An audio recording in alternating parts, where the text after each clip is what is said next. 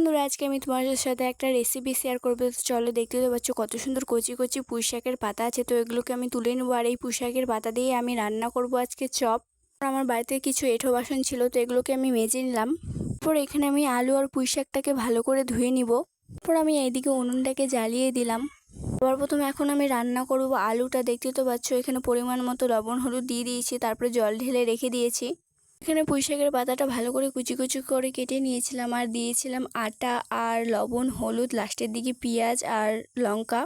তারপর এটাকে আমি ভালো করে মেখে রেখে দিয়েছিলাম, আর এইদিকে আটার মধ্যে কালজিরা আর লবণ দিয়ে দিয়েছিলাম। তারপরে ভালো করে জল দিয়ে মেখে নিয়েছিলাম, আর লাস্টের দিকে দিয়ে দিয়েছিলাম তেল, কারণ আটাটা নরম থাকবে। আমার আলু কষানি হয়ে গিয়েছিল আগেই।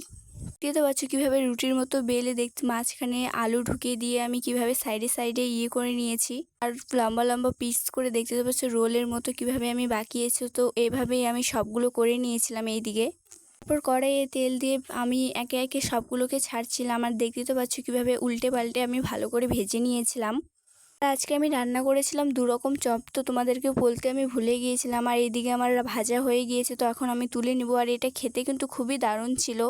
ওইদিকে আমি পুঁই শাকটা মেখে রেখেছিলাম, তো ওটা এখন আমি ভাজবো। দেখতে তো পাচ্ছ কীভাবে আমি ভাজছি। তারপর ভালো করে নাড়াচাড়া করে ভেজে নিয়েছিলাম, আর খেতে কিন্তু খুবই সুন্দর ছিল। তো তোমরাও বাড়িতে এইভাবে একবার ট্রাই করতে পারো। আজকের ব্লগটা আমি এখানেই শেষ করছি। দেখা হচ্ছে নেক্সট ব্লগে।